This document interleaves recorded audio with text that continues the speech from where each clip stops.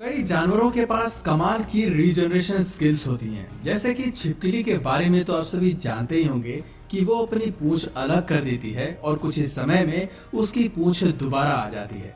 Honey badgers के पास भी regeneration की क्षमता होती है, लेकिन क्या आपने कभी हिरन की रीजनरेशन एबिलिटीज के बारे में सुना है? जानकर आपको भी हैरानी जरूर होगी कि हिरन की रीजनरेशन स्किल्स भी कमाल की होती हैं। हालांकि ये अपने शरीर से हाथ या पैर अलग नहीं करते। इनकी रीजनरेशन बॉडी के बाहर नहीं बल्कि बॉडी के अंदर ज्यादा काम करती है। वो कैसे, आइए जानते हैं। नॉर्थ कैरोलिना में एक हंटर व्हाइट टेल डियर का शिकार करता है। ये तो एक सामान्य बात लगती है, लेकिन जैसे ही वो डियर पर अपना तीर चलाता है और पास जाकर उसे देखता है तो वो हैरान हो जाता है। हिरन की बॉडी में एक एरो पहले से फंसा हुआ था। वो तीर उसके द्वारा चलाया गया तीर नहीं था। जो तीर उसकी बॉडी में फंसा होता है वो 5 रिब्स के बीच में फंसा होता है। चाहकर भी वो तीर बाहर नहीं निकल सकता था। जब वो तीर चलाया गया होगा तो हिरन के रिब्स डैमेज हुई होगी। कम से कम 5 रिब्स को नुकसान पहुंचा था, लेकिन इससे हिरन को कोई फर्क नहीं पड़ रहा था। कुछ ही दिनों में वो भी रिब्स दोबारा ग्रो कर गई और हिरन एक सामान्य जीवन व्यतीत करने लगा।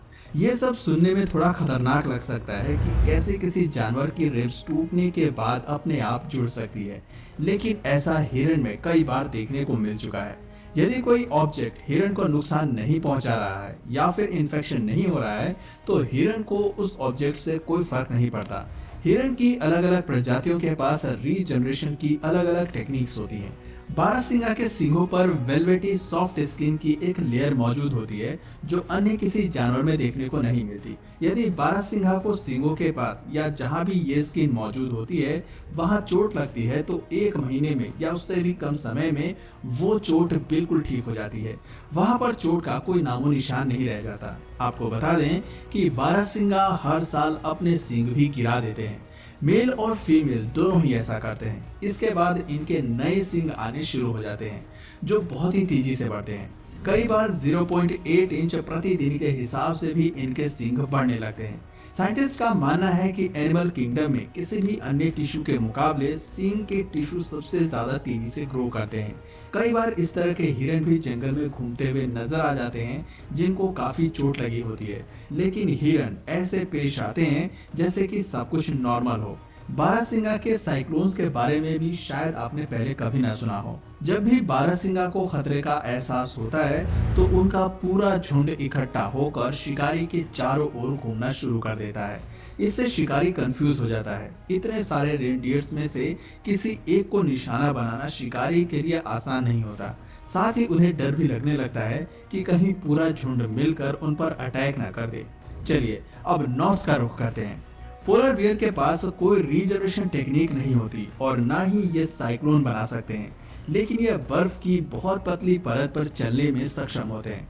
भले ही इनका साइज और वेट बहुत अधिक ही क्यों ना हो, इसके बावजूद ये पतली बर्फ की चादर पर चल लेते हैं। हालांकि ये बहुत अच्छे तैराक होते हैं और कम तापमान में आसानी से सरवाइव कर सकते हैं, लेकिन फिजूल में भीगना इन्हें भी पसंद नहीं होता। जहाँ कहीं बर्फ की पतली परत होती है वहाँ चलते वक्त ये अपने हाथों और पैरों को एक्सपेंड कर लेते हैं। हाथ पैर चौड़े कर लेते हैं जिससे कि बॉडी का वेट एक जगह ना पड़े बल्कि वो स्प्रेड हो जाए। इससे बर्फ जल्दी से टूटती नहीं है। अगर बर्फ की चादर और पतली होती है तो पोलर बियर रेंगना शुरू कर देते हैं। इससे बर्फ पर डायरेक्ट फोर्स नहीं पड़ता बल्कि एक बड़े हिस्से में फोर्स डिवाइड हो जाता है। सुनने में ये थोड़ा मजाकिया लग सकता है, लेकिन ये टेक्निक वास्तव में काम करती है। दोस्तों, पोलर बियर्स विंटर में अन्य भालुओं की तरह हाइबरनेशन भी करते हैं। इस दौरान ये अधिक से अधिक मात्रा में भोजन खाते हैं। इन्हें खाने को जो कुछ भी मिलता है वो खा लेते हैं। 30 सैल्मन फिश ये एक दिन में खा जाते हैं। पोलर बियर ज्यादातर पूरी मछली नहीं खाते, सिर्फ उनके एग्स, ब्रेन और स्किन ही खाते हैं। फैटी पार्ट को वो अलग कर देते हैं। इससे उन्हें अधिक कैलोरीज मिल पाती है। पोलर बियर्स हाइबरनेशन से पहले रोजाना 30,000 कैलोरीज कंज्यूम करते हैं। कई बार ये संख्या 60,000 तक भी पहुंच जाती है। कटमाई नेशनल पार्क में एक भालू देखा गया जो बिल्कुल हिप्पो जैसा लग रहा था। इस भालू को 747 नाम दिया गया जो बोइंग 747 प्लेन से प्रेरित था। भालू का वजन भले ही बहुत अधिक था, लेकिन मछली पकड़ने में वो फिर भी काफी माहिर था। आगे बढ़ते हुए अब बेलुगा व्हेल्स की बात करते हैं। एक समय पर सेलर्स ने बेलुगा व्हेल्स को मरमेड समझ लिया था और पूरी दुनिया में मरमेड देखने जाने की कहानी प्रसिद्ध हो गई। डिज्नी ने तो इनके ऊपर शो ही बनाना शुरू कर दिया। फिलहाल हम शो की बात नहीं कर रहे। बेलुगा व्हेल्स को देखकर कोई भी कंफ्यूज हो सकता है। नीचे के एंगल से देखने पर लगता है मानो बेलुगा व्हेल के पास 2 पैर हों, लेकिन ये असल में पैर नहीं होते बल्कि इन्हें ब्लबर कहते हैं। इससे इन्हें ठंडे पानी में तैरने में मदद मिलती है। इन ब्लबर्स में पूरी बेलुगा व्हेल का 40% तक का वेट रहता है। बेलुगा व्हेल्स को अंडर वाटर बॉडी बिल्डर्स भी कहा जाता है। मेल बेलुगा व्हेल्स को देखकर ऐसा लगता है जैसे ये अपने एब्स दिखा रहे हों। खास तौर पर फीमेल बेलुगा के आगे ये ज्यादा शो ऑफ करते हैं। दोस्तों, यदि आपको मधुमक्खियों का झुंड नजर आएगा तो आप क्या करेंगे? वहां से बचने की कोशिश करेंगे या अपने लिए किसी सुरक्षित शेल्टर की तलाश करेंगे? लेकिन शायद जो चीज आपको खतरनाक लग रही है वो इतनी भी खतरनाक नहीं है। स्वार्मिंग पीरियड के दौरान मधुमक्खी ज्यादा डेंजरस नहीं मानी जाती। मधुमक्खियों का झुंड अपनी कॉलोनी छोड़कर एक नई कॉलोनी बसाने के लिए जगह की तलाश कर रहा होता है। एक झुंड में हजारों की संख्या में वर्कर्स होते हैं और एक क्वीन होती है। इसी दौरान झुंड बीच में कहीं रुक कर आराम करने लगता है। मधुमक्खियां किसी पेड़ की डाली पर बैठ जाएंगी, किसी की छत पर, और यदि उन्हें कोई जगह नहीं मिलती तो वो राइनो की पीठ पर या उसके साइड में भी बैठ जाती हैं। इससे मधुमक्खियों को या राइनो को कोई नुकसान नहीं होता, क्योंकि जैसा हमने बताया स्वार्मिंग पीरियड के दौरान मधुमक्खियां खतरनाक नहीं मानी जाती। यहाँ पर हैरानी की बात यह है कि यदि अंधेरा हो जाता है तो सारी मधुमक्खियां राइनो के नीचे गिर जाएंगी। साइंटिस्ट ने एक्सपेरिमेंट्स के जरिए ये पता लगाया कि रोशनी के जाते ही मधुमक्खियां उड़ना बंद क्यों कर देती हैं। इसके पीछे कई अलग अलग थ्योरीज दी जाती हैं, जैसे कि सूरज के जरिए मधुमक्खियां नेविगेट करती हैं और उन्हें पता रहता है कि किस दिशा में उन्हें जाना है। दूसरा ये कि कम रोशनी होने से उन्हें मौसम का पता चल पाता है। यदि बारिश होने वाली है या तूफान आने वाला है तो वो पहले से सचेत हो जाती हैं और नीचे बैठ जाती हैं, जिससे तूफान में उन्हें ज्यादा नुकसान न हो और वो हवा के साथ उड़कर अपनी दिशा न भटक जाएं। इसके अलावा भी कई कारण हो सकते हैं, जैसे शायद शिकारी की परछाई पड़ते ही ये उड़ना बंद कर देती हैं। फिलहाल स्पष्ट तौर पर तो और कुछ भी नहीं कहा जा सकता।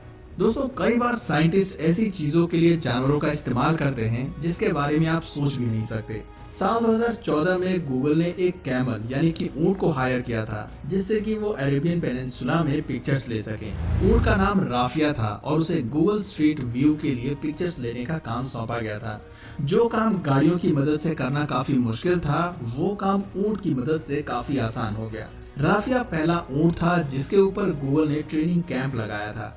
और चार्ली हैमस्टर के बारे में तो जानकर आपको और भी ज्यादा हैरानी होगी। हैमस्टर को एक ट्रक चलाते हुए देखा जा चुका है। कुछ समय पहले ही एक स्वीडिश एडवर्टाइजिंग कंपनी ने एड लगाया था जिसमें हैमस्टर को ट्रक चलाते हुए देखा जा सकता है। असल में ये एड एक ट्रक का था जिसमें कंपनी ये दिखाना चाह रही थी कि चाहे ट्रक माल से लदा हुआ क्यों ना हो, ड्राइवर को किसी प्रकार की कोई परेशानी नहीं होगी। उसका हैंडल बिल्कुल स्मूथ रहेगा। एक 6 आउंस वजन का हैमस्टर भी उसे कंट्रोल कर सकता है। हालांकि चार्ली हैमस्टर के साथ एक ट्रेंड ट्रक ड्राइवर को रखा गया था। इस एड को देखने के बाद लोगों में उत्सुकता पैदा हो गई थी, क्या वाकई में हैमस्टर ट्रक चला सकते हैं या फिर ये सिर्फ एक एड एजेंसी की मार्केटिंग थी। लेकिन लोगों के बीच एड ये काफी पॉपुलर हो रहा था। दोस्तों, आप सभी ने मैकडॉनल्ड की मैकफ्लरी आइसक्रीम तो खाई होगी। आपको जानकर हैरानी होगी कि हेजहॉग के कारण कंपनी को इसका डिजाइन चेंज करना पड़ा था। पहले मैकफ्लरी का डिजाइन काफी अलग था। इसके लीड में एक होल होता था जिसमें से आइसक्रीम खाई जा सकती थी। लोग आइसक्रीम खाने के बाद उसे फेंक दिया करते थे। हेजहॉग आइसक्रीम की स्मेल से अट्रैक्ट होते, लेकिन लीड में बने होल में उनकी गर्दन फंस जाती थी। ब्रिटिश हेजहॉग प्रिजर्वेशन सोसाइटी ने एक कैंपेन चलाया, जिसके बाद साल 2006 में मैकडॉनल्ड कंपनी ने अपने प्रोडक्ट का डिजाइन चेंज कर लिया। लेकिन आज भी लोग कूड़ा इधर से उधर फेंक ही देते हैं। हेजहॉग आइसक्रीम या अन्य खाने की खुशबू से अट्रैक्ट होते हैं और अपना सिर कहीं ना कहीं फंसा लेते हैं। वेटनरी के यहाँ न जाने कितने हेजहॉग ऐसी अवस्था में हर साल लाए जाते हैं। लोगों को इस तरह कूड़ा फेंकने से पहले जरूर सोचना चाहिए। दोस्तों, उम्मीद करते हैं कि आपको हमारी आज की ये अनोखी वीडियो जरूर पसंद आई होगी। आपका सबसे फेवरेट एनिमल कौन सा है नीचे कमेंट सेक्शन में जरूर बताएं। और अगर इस वीडियो से आपको कुछ नया जानने या सीखने को मिला या फिर इंटरेस्टिंग लगा तो प्लीज इस वीडियो को एक लाइक करके अपने फ्रेंड्स और फैमिली में से जरूर शेयर करें। और यदि आप इस चैनल पर नए हैं तो प्लीज इस चैनल को सब्सक्राइब करके बेल नोटिफिकेशन आइकन को ऑन कर लीजिए।